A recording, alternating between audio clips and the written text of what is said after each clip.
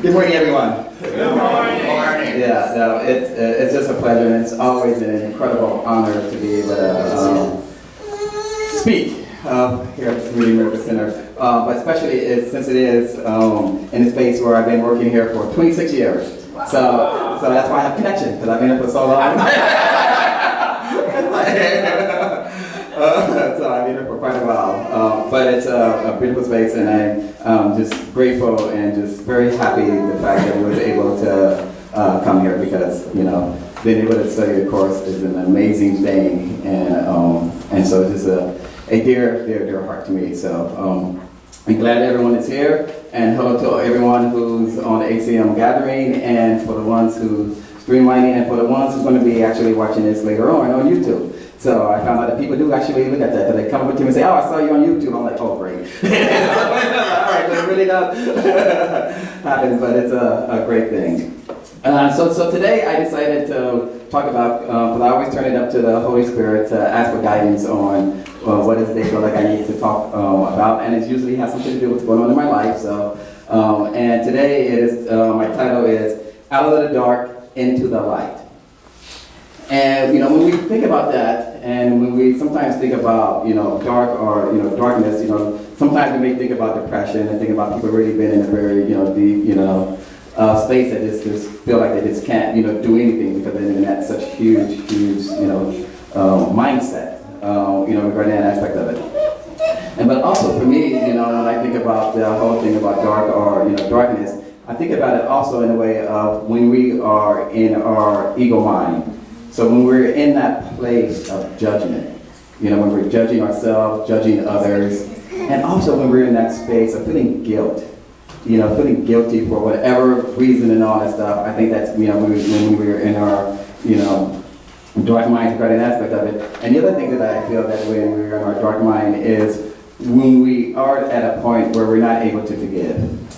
When we're not able to forgive whether our friends, our family, if we're in a, you know, relationship, you know, in, you know, this world, when we're not able to forgive that, then I think we're in that, you know, dark mind, and more importantly, when we're not able to forgive ourselves. And that's when I think that we actually are in that dark space and in that dark mind, you know, regarding that aspect of it. And so when I was thinking about that, you know, one of the things that I do every year, when it, you know, as you guys know, tomorrow is my birthday, you know, I like to, you know, reflect on my life. You know, reflect where things has been for, you know, it'll be 49 years tomorrow. Who can't I just say that? Okay.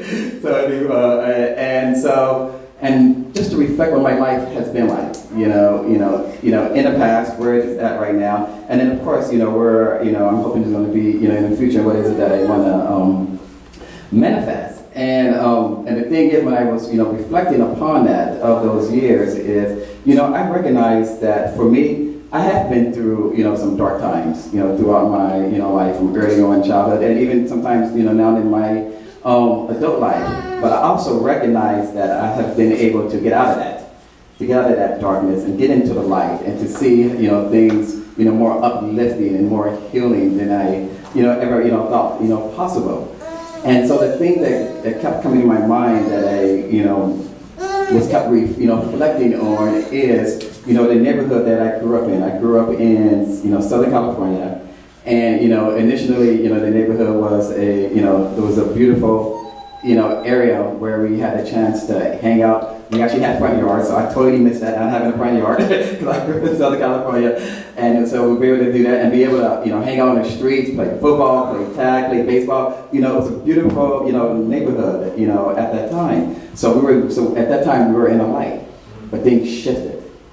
And it got into, you know, darkness, where there's a lot of gangs, and then there was a lot of drugs, and then all those things started manifesting into the neighborhood. And so I had to recognize that, like, okay, how that shifted and changed.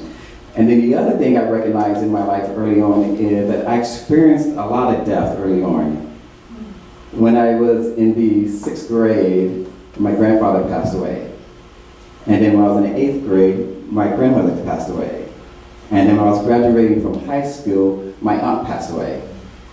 So early on, I had to deal with that. And I definitely know at that time, now that I reflect upon it, I was in a dark space. You know, having so much death happening so quickly in your life for people who you love and care for so much, and how much that stays, with you. And so I had to look at that and realize, wow, that's a lot to take in. And then at the age of 25, when I was already in the Bay Area, I lost my mom at a young age. She was only 43 years old. And losing a parent that, at that, just early age in your life, it's hard. And so all those moments that I, recognized and realized that, man, Spirit, how is it that you expect me to shift into a light with all this stuff that you have given me? And then one of the beauty things about the course is that we have 365 lessons throughout the day. And who would have thought that the lesson for my birthday is, where darkness was, I look upon the light. How coincidence that is. Of realizing that is the lesson for my birthday. And realizing and understanding, Spirit already knew that no matter what challenges that may appear, that because of this lesson, I will always be able to see the light. And that is an incredible gift to be able to have and to be able to recognize. And then the other thing that I was thinking about, as some of you guys know, I love movies. I'm a big movie buff, and I try to see movies as often as I possibly can. But one of the movies that I do tend to pay attention to is any movie that's related to African Americans. Because that's who I am, and that's who I just want to be able to experience, and a lot of the times it resonates with me. And then one of the movies that stuck out for me was the movie Boys in the Hood that came out in 1991. About African Americans. And the thing is, it was based in the Los Angeles area, the area where I grew up in. And the thing about that movie, there's so many poignant things that happen in that movie that has just been incredible and definitely a learning thing for me. But there was one particular scene that was an example of how a person can get out of their darkness and into their light. And and this was the scene. So the individuals that were the main characters in it was Cuba Gooding Jr., Morris Chestnut, Lawrence Fishburne, and Ice Cube. And so those are the main characters in the movie. And growing up in the Los Angeles area, and very similar to my story, there was a lot of gangs, there was a lot of drugs, and there was a lot of drive-by shootings. So very, very similar, of my background. And so that's why this movie resonated so much for me, because it's like, oh wow, they're telling my story on the big screen regarding that. And then one of the things that came up and that was happening in the movie was that there was this gang that marked one of the characters. And when they say mark, that means that they're going to go out and try to kill this person. And that's the way, it was, set up. And so there was a word after the movie, and there was a little, tension, regarding that aspect of it. And then towards the end of the movie, Cuba Gooding character and Morris Chestnut character and Ice Cube character, Ice Cube and Morris, they were considered brothers in that movie. They got into this huge fight at their house, and then Morris got mad and he decided to run out of the house, and Cuba followed him, and they went to a grocery store. And they were talking about their future, and the Morris character is going to be an amazing football player. It's like all these dreams that they had for one another was manifesting itself. And then they were walking home, and then they saw that vehicle. The vehicle, they knew that it was going to, wanted to attack them. And so they both took off, ran into the alleyway. And then at that moment, what was happening was those two characters were speaking. It was like, no, we need to stay together. The Cuba character was saying that. And Morris character was like, no, we just need to separate. We need to go our own way. And I was thinking, wow, the minute they separate, and then that's when the Morris character got killed. Because they separated, but you can see on Cuba's character's face of how he knew that was not the right thing to do. He knew that they needed to stay together at that moment. And so that happened, and so then, they went back, he died, and then Cuba was putting all this guilt, all this anger, and all this rage. And so what they wanted to do was to go and get revenge. And so Cuba went back to his house, got his dad's gun, and his dad came in and was like, no. I understand what you're going through, but this is not what we need to do. We don't go out and revenge and be able to, kill someone else because this happened. He understood the pain that he was, feeling. And so then Cupid's character went into the room and immediately went out the window. And he got in the car and they went around looking for revenge. That's what they wanted. But the key moment in that was when he was in the car, he realized a light came in and he was like, you need to stop the car. I need to get out.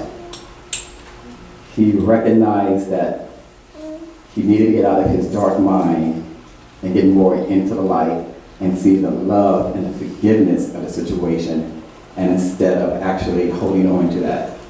And that was just so powerful for me to be able to see that, because a lot of times we have those choices.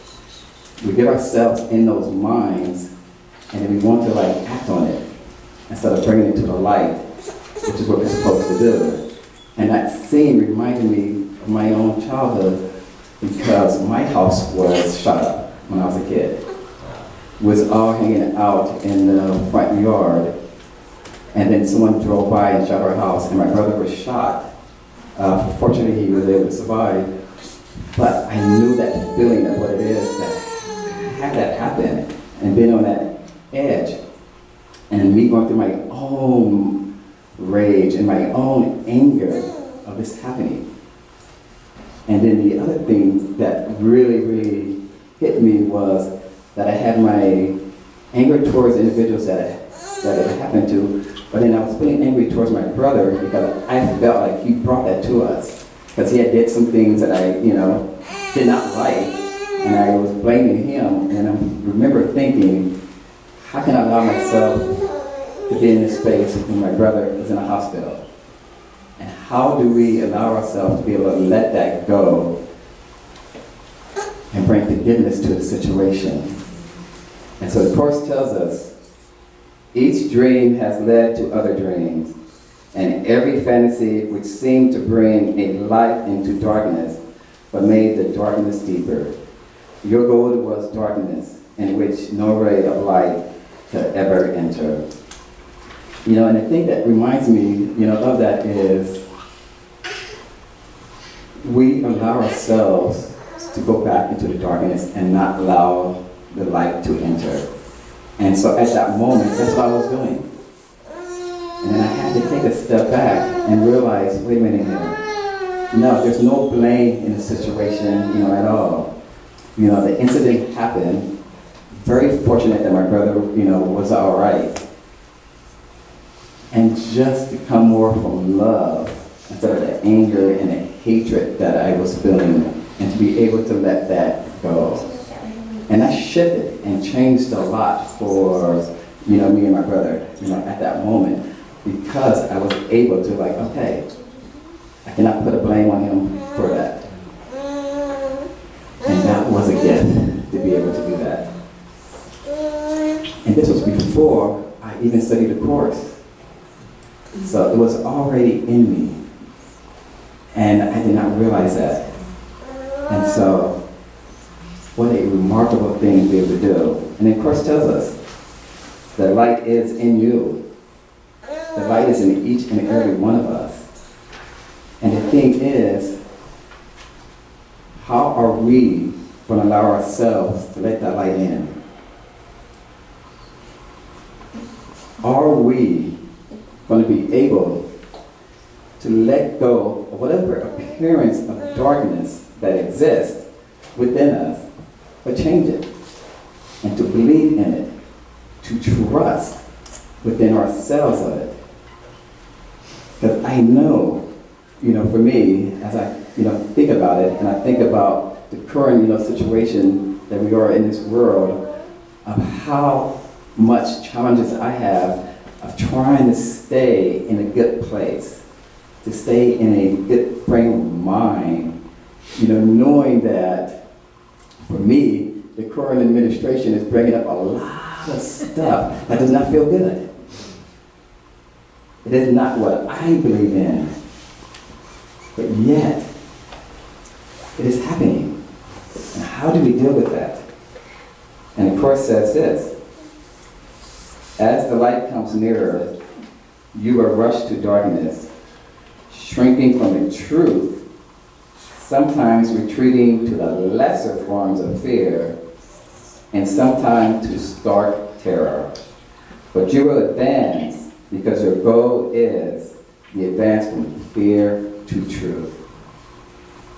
But you will advance because your goal is the advance from fear to truth. And I believe what happened with our previous administration, they were coming to the light. We were slowly starting to come to the light. And I think what happened was our world got scared. We went into fear. We went into that darkness. And whenever that happens, then we put on blinders. And the thing is, though, and I know this for me is true, is we go back to what our comfort zone is. We go back to what we were taught early on because we become afraid. And the thing is, though, when we take a step back, when I take a step back and look at the big picture, what an incredible opportunity that we've been given. We've been given the opportunity to bring this world out of darkness into the light. Because the truth of the matter is, they're bringing up issues that's important to discuss, important for us to look at, important for us to not stray away from it, but take it on. I think the Spirit knew that it was time for us to heal, but the only way we can do that if other people are allowed to speak what they feel is their truth. And if they didn't do that, we would not have the opportunity to get out of the darkness into the light. So it made me to realize, wow, this is, in essence, a gift that we're given. And fortunately for us, as course students, we are able to be able to see that and be able to model that and be able to see, like, wow, this is great. We are going to bring out the darkness in the faith because I trust and I believe that is what we're supposed to do. It is who we are. It may be challenging at times to trust that. But the truth of the matter is, we would go from fear to truth, from fear to love. We will go and be able to let go of those evil thoughts that eat at us and bring it. But I know for me, it's important to do that. Those things that happened to me in my past was meant to happen. Because it's given me the opportunity to learn and to model, specifically for my family, of how to get out of the darkness with all the things that we went through in our lives. And now for me to see where they are at now, it's remarkable. One of the other remarkable things that happened yesterday was incredible. I went on this hike with this community group. The majority African Americans, elder women and elder men, and to listen to their stories and to see when they talk about how the past was, but versus where they are now, was remarkable. And to see the light that they have now, the stories they were telling was heart-wrenching because they were there when things was really bad. And now they are showing the light. And the beauty of it, I see how they're showing it to their grandkids that was there with them. They're passing that on to them. That's how we model. That's how we do things that we're supposed to do. Father, our eyes are opening at last. Your holy world awaits us as our sight is finally restored and we can see. We thought we suffered, but we had forgot the Son whom you created. Now we see that darkness is our own imaging, and light is there for us to look upon. Christ's vision changes darkness into light, for fear must disappear when love has come. Let me forgive your holy world today, that I may look upon its holiness, understand it, or reflect my own. The question I leave each and every one of you, are you ready to move from out of the dark into the light? And that's my talk.